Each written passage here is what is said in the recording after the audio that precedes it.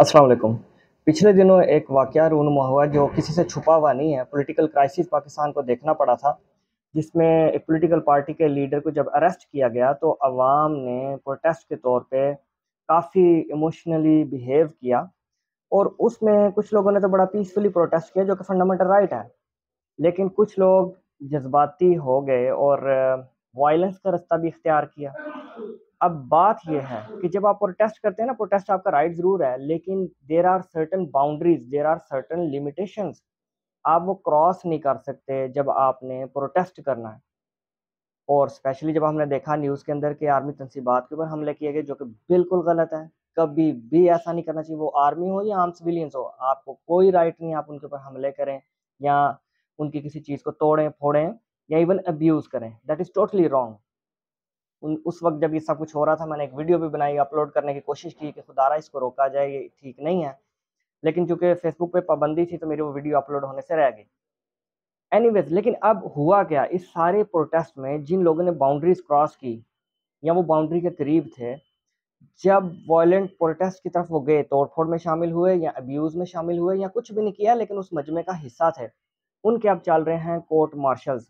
Court marshals क्या है कि मिलिट्री कोर्ट्स के पास अख्तियारात हैं कि वो आपका ट्रायल का आगाज़ कर सकें। इस पे एक बहस चल रही थी कि जनाब इनके पास अख्तियारात हैं कि नहीं है, वो एक अलग बात है।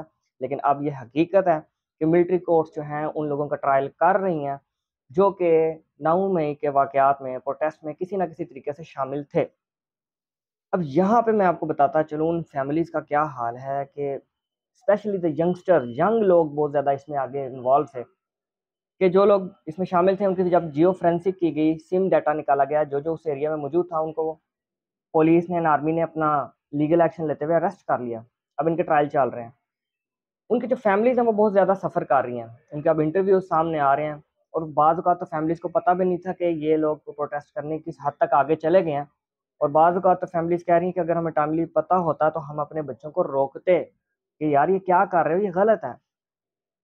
याद रखिएगा, प्रोटेस्ट करें, आपका राइट है, पर वायलेंस आपको अलाउ नहीं किया गया किसी भी कानून के तहत। आप प्रोटेस्ट कर सकते हैं सर्टेन लिमिटेशंस में, पीसफुली, और किसी को अब्यूज़ किए बगैर भी कि जनाब ये गलत हुआ है, इसको ऐसे नहीं ऐसे होना चाहिए, दैट्स इट। कोई राइट नहीं है आपके पास तोड़ें। अब आपने अपने फ्यूचर के साथ खेल लिया। वो यंगस्टर्स हो सकता है आगे पीएचडी के लिए जाते हैं, मास्टर्स के लिए जाते हैं, कहीं बड़ी यूनिवर्सिटीज़ में या इंजीनियर्स बनते हैं, साइंटिस्ट बनते हैं, अब्रॉड जाते हैं और अब वो फेस कर रहे हैं कोर्ट मार्शल। अब जिन लोगों के साथ जिनको तो सज़ाएँ हो जाएँगी, उनका फ्यूचर आप देखें, कितना भयानक होगा। उनके करैक्टर सर्टिफ़िकेट पे भी लिखा जाएगा कि जनाब आपने ये किया था, आपको कन्विक्शन हुई है। उनको जब नौकरियाँ लेनी पड़ेंगी या बाहर वीज़े अप्लाई करने पड़ेंगे, कितना नुकसान फेस करना पड़ेगा। याद रखिएगा, आपकी पॉलिटिकल एफ़िलिएशन किसी भी पार्टी से हो, लेकिन लिमिट्स का ज़रूर ख़्याल रखिएगा कि मेरी भी तो एक लाइफ़ है, आपकी अपनी एक लाइफ़ है, मैंने कल को सर्वाइव करना है। लिमिट्स का ख़्याल रखा करें। अल्लाह ताला भी कहता है जब हदूद हदूद क्रॉस ना करो, हद से ना बढ़ो। सेम लाइक दैट प्रोटेस्ट करना है तो हदूद में रहें। कानून, शरीयत और अखलाक आपको सर्टेन हदूद देता है। जैसे ही आप फलांगते हैं तो आप मुसीबत में फँस जाते हैं और ये कोई हिकमत वाला काम नहीं है। कोई ज़हानत वाला, कोई समझदार बंदा ऐसा नहीं करता।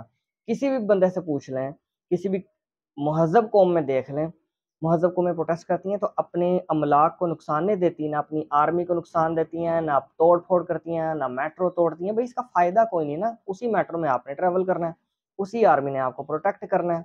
ये वही आर्मी है जिसको आप इतनी मेहनत से नोरिश करते हैं कि हमें प्रोटेक्ट करो। रात को आप आराम से सोते हैं क्योंकि आर्मी आपकी बाउंड्रीज़ पे खड़ी है।